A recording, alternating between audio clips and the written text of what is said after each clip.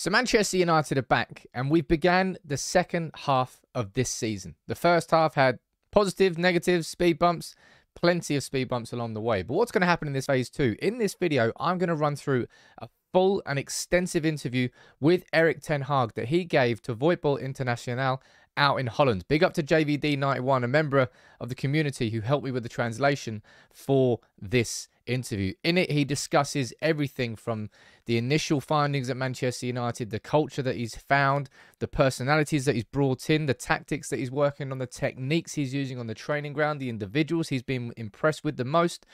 It really is an extensive bit of insight into the inner workings of Erik Ten Hag as Manchester United manager, and I think you're going to enjoy it. So make sure you drop a like on this video, sit back and have a listen. Let's run through it, because I like doing these sorts of videos because I like learning about what Ten Hag is doing behind the scenes. And I'm going to try and split it down into each category that he discusses. Now, the first question that he was asked about is, are you enjoying yourself? How are things going at Manchester United? And this is what his response was. He says, look, of course, I'm in the middle of the process. I'm sharp. And I'm always busy with the club, the team and the players. But I also enjoy every day. It's really great in the Premier League with the best managers, best players, best stadiums. And what an atmosphere everywhere. I enjoy this part. I enjoy Old Trafford so much. Sometimes we don't really play well, but how the supporters are behind us. In the Netherlands, at many clubs, cynicism quickly takes over when the game is bad. In England, they just keep supporting you. They keep pushing you. It's beautiful. Just like Carrington. As a trainer, you can work so well there. So it seems like Ten Hag's got a soft spot for Carrington. I'm not sure that I would have the same sort of soft spot, given how much it needs to be transformed. But I think it's clear that Ten Hag is enjoying the challenge of the Premier League. He's enjoying the atmospheres of the Premier League, and he's enjoying these early days at Manchester United. But what he found at Manchester United was something blasé. And that's something it's a key word that's used in this point in terms of him describing how Manchester United was when he first came to the club. Because that was a result of my analysis. Manchester United didn't have the favour factor last season. The team was blasé to the public. There was no spirit in it. I didn't see any team dynamics in the squad. Mental toughness was very low. Last season, they lost almost all away games after the winter. And after falling behind, they were rarely able to turn a game around. I don't really want to think about last season, but it's completely true. The fighting spirit for each other, prioritising the team, that was not really in this team. I saw that as an outsider, and I noticed it in the first few weeks. I've been appointed to do it differently. And I thought this was quite an interesting point there. Look, this is what he was told when he got the job. We want you to be the new manager because you play proactively. You bring dynamism to the team. You play on the attack and you are flexible. Those are the 4 points that I received when I took over the job. And the big focus that he has had in this interview, in everything you've seen so far at Manchester United, is this switch of culture. And what I'm going to do now, in a minute anyway, is run through everything he says about the cultural changes he's done, the personalities he's brought in, the differences it's made. He's going to speak about the academy. There's so much more. But I want to quickly say one thing. Staying safe online these days, protecting your own identity, it's a seriously important thing to do. That's why I'm happy to be launching this partnership with NordVPN. Now, the first question you might ask, what is a VPN? A VPN is a virtual private network, and it's designed to keep you private and secure online. Hides your IP address, keeps your identity to yourself, and it protects you against anything from phishing attempts to people trying to steal your passwords. That's where the VPN is there to protect you against those cybersecurity threats. And on top of that, it gives you more access to a lot more content. Say, I don't know, you're in the UK, you want to be watching what's going on in US Netflix. Boom, just change your location. Boom, you've now got access to the US Netflix. Maybe even with the World Cup going on, you can probably do it with games. If you can't watch it, you can't watch the highlights. I'm sure you can switch your location there and make sure you can watch what you want to watch. And with United People's TV, you can get 4 months free on a 2-year plan. Just use the link in the description. The link's on screen right now, and sign up for NordVPN. Protect yourself, protect your own identity, protect your information. In this day and age online, it's one of the best and smartest things you can do, and NordVPN, industry leaders for that. So make sure you sign up with the link in the description and grab yourself those 4 months free. It's a good offer. Big up to NordVPN for helping support United People's TV and make videos like this happen. But let's focus on Erik Ten Hag's points here about the culture at Manchester United and the fundamentals that he saw previously that we just didn't have anymore. He goes, I paid attention to the culture of United and how did they grow? And he goes back and he speaks about Fergie quite a bit in terms of the makeup of the team. You couldn't beat them. Always had the top strikers like Cantona, Cole or Sheringham. They had great personalities in the middle. Yapstam, Rio. Always a midfield, a quarterback, he calls it. Keane, Scholes. And he basically harks back and says, look, Man United had something under Fergie that they just haven't had for a long time. I mean, I don't need to tell you that. You kind of don't need to know that. But it's abundantly obvious that, but it seems like Ten Hag has a clear idea of the fundamentals that he wants. And that's why he's focused on the signings that he has made. And they've made a massive impact. Changing the culture was the most important thing for me when I started at United. So the norms and the values that we will work from. How do we work with our staff, with the sections around the first team? How do you make a team out of that? For me, the culture is the highest standard and the highest demand. If we demand the maximum from the players, then we must do the same of ourselves. And if you're looking at Manchester United, looking at the problems with our culture, right, we know very much that it stems from the top, which is why we're so excited about the idea of the Glazers selling. But Ten Hag has really been holding himself to these same standards. And I think that's made such a big difference. The Ronaldo situation is a massive example of that. Of somebody who Ten Hag felt wasn't meeting the standards, who Ten Hag punished as a consequence, who Ten Hag brought back into the team, but then when he was back in the team, he didn't bring his A game. And all of a sudden, well, you know what happened at the end there, and we don't need to speak about that. But changing the culture at Manchester United, my God, it's just so... I know it kind of bears repeating, given that we have repeated it so many times. But it has been the core of our problem. And Ten Hag has recognised that the day before he even came in. And it seems to be at the core of everything that he is doing going forward. Now, moving on to the next point here, he speaks about the winning mentality and the lack of that at Manchester United when he arrived. He goes, there was also a resistance to the fact that we were going to walk a lot. 90% understood it. At that moment, I don't actually know what he means at that point there. At that moment, you have to show personality as a trainer. As a coach, you set the standard. In this way, I showed I do not accept this standard from anyone. The players can participate in the process or not. But I decide. Before signing for United, I also stated stated my standard. I felt that cover. Of course, there are also trends. That was no different then. And I realized that you can't keep losing. All my teams that I have trained, they all have a winning mentality, whether it was Go Ahead Eagles, Utrecht or Ajax. This is also due to the fact that the trainer determines a standard and then intervenes and adjusts at the right time. It's a lot of self-reflection, I think, where in everything that you hear from Ten Hag. He holds himself to the same standards. It's like in the run that the players had to do after Brentford, and he got involved in that. Technically, he wasn't responsible. They were the ones on the pitch, but he's the coach of the team, so therefore he's ultimately responsible. And he seems to be holding himself to these same standards and not considering himself separate from anything that the players are doing. And I think that's a big part of this process we're on. That's why it's going to take a long old time, but I can see the workings of it. And in this part here, he speaks about the requirements from the team and what he demands of them. Because we cannot be dissatisfied with the impulses we have added to the selection. Qualitative, I hate that word, qualitatively, but also in terms of characters. We've taken care of the right impulses in the dressing room, the spirit, the trust, the cohesion in the group, which is so important to notice. In the beginning, we played side games in training, but sometimes I just didn't feel they wanted to win. It was blasé. Dutiful training and done. How you trying to change something like that as a trainer is by demanding and demanding every day. I'm sure some players would have freaked out at first, but I think that's the case whenever the bar gets raised. Everywhere I've worked, players must have thought, he's really demanding. But in my opinion, that should be a way of life. And I'd say that part there is something that you're all going to be sitting there going, yeah, exactly. It's what you should expect. It's the minimum standards. It's the hard graft and the hard work. If you're successful off the back of that, then you've got the talent to match that hard work. But yeah, blasé is a big word that he's used in quite a few of these quotes so far. And yeah, that's the comfortable environment that the culture of United became. The lazy boy environment. Feet up, cold beer in hand, Netflix on. That was the environment before. And I imagine a lot of these players did freak out. You saw it in the pre-season training camps when they were like, everyone looked gassed on the floor doing double sessions. They didn't know what to do. But now that they've done that, and now that we've started to look a little bit better as a football team, they can probably put 2 and 2 together. You know what? This hard work's starting to pay off. And it's a big difference. And that's a massive part of this cultural shift that he's doing.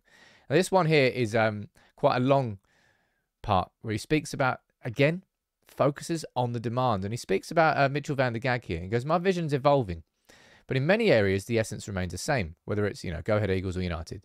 Only the level of the difficulty differs. The bigger the club, the more you have to deal with, because there's so many people who influence the process and that you have to manage yourself. Much more is asked of you as a manager.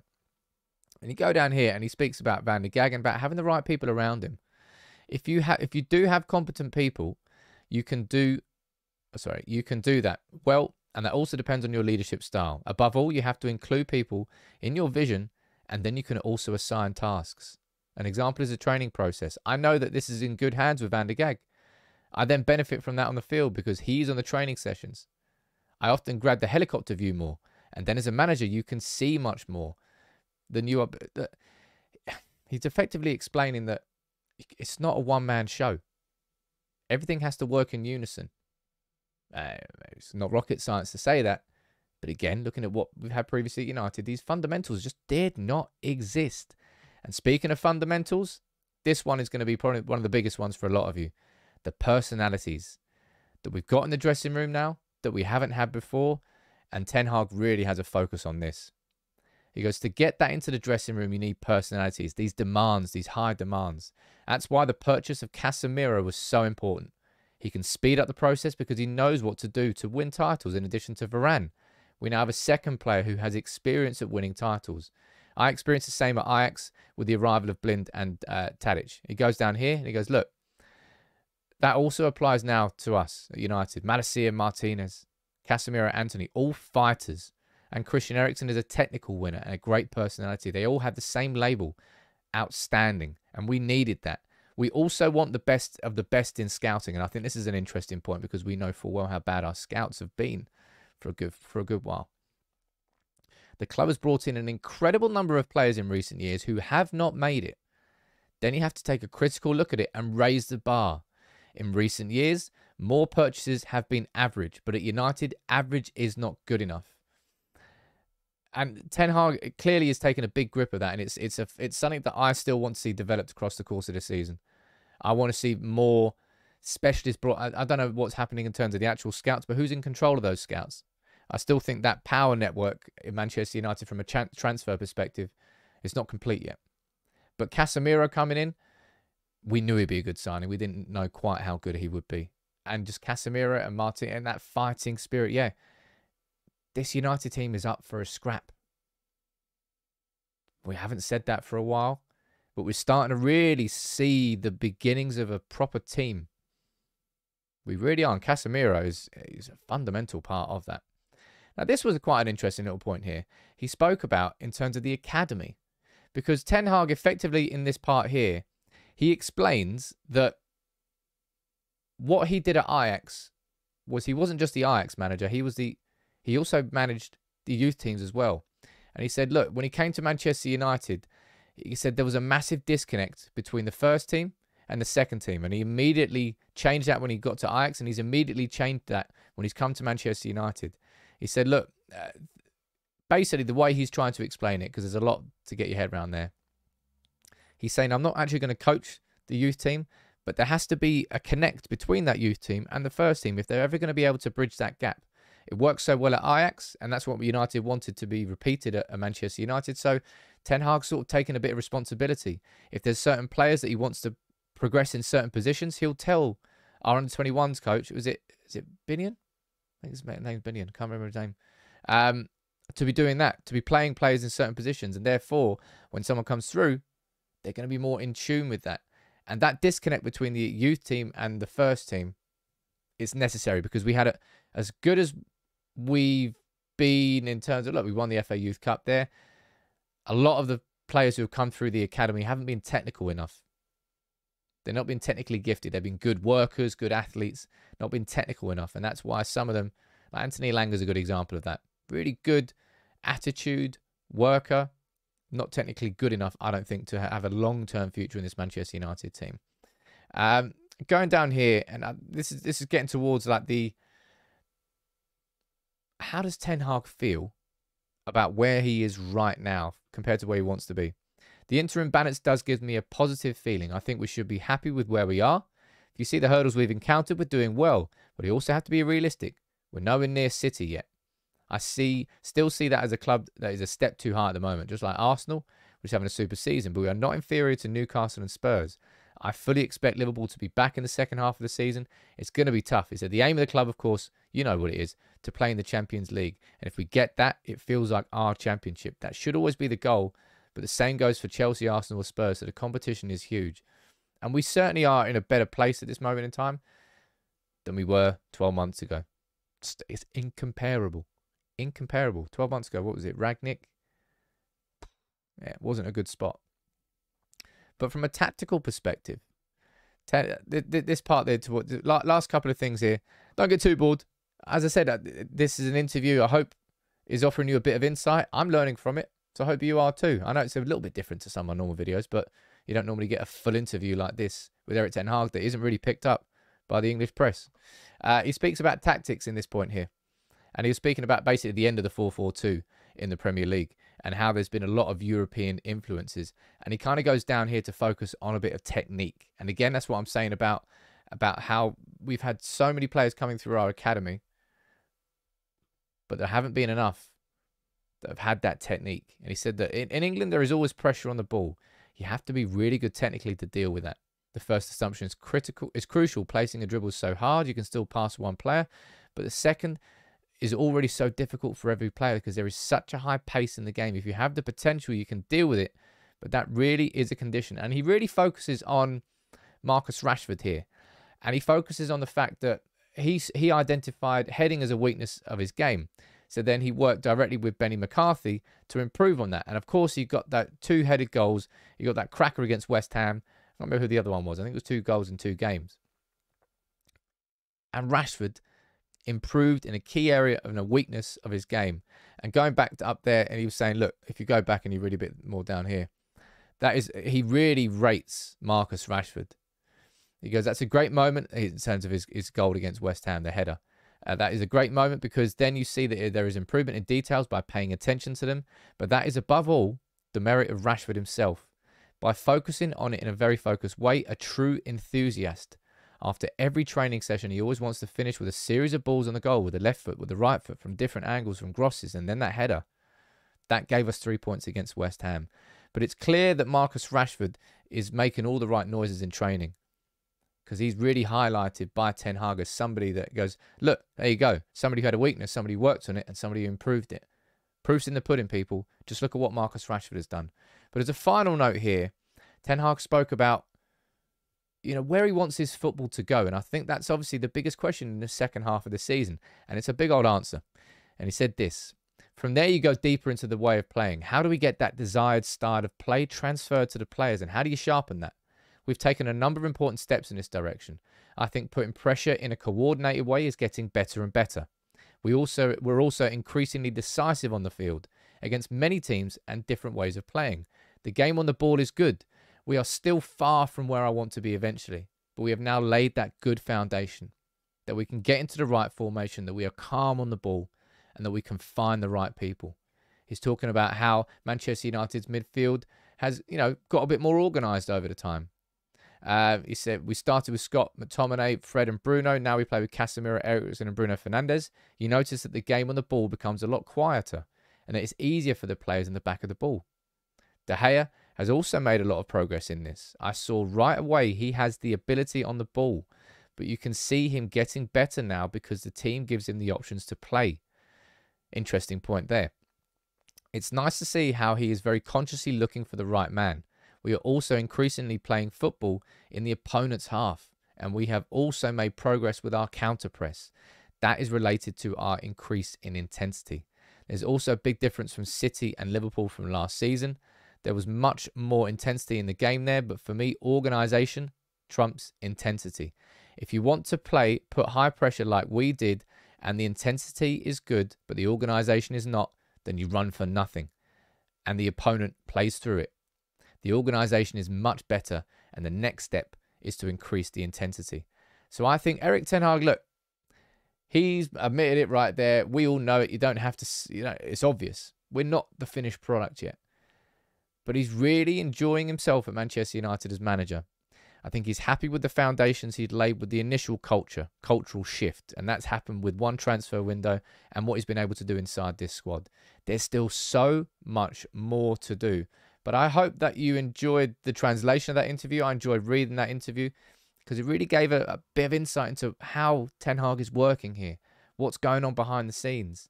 Rashford clearly is one of the strongest trainers, has made a big impact on Ten Hag. But you can let me know what you think about it in the comments below. It's a bit of a longer video, as I said, a little bit different. It's just me translating a full interview, but I don't think this has been covered really anywhere else. So if you haven't watched this video, you won't really have heard what Ten Hag has had to say. So if you did enjoy it, make sure you drop a like on the video, and I'll see you soon.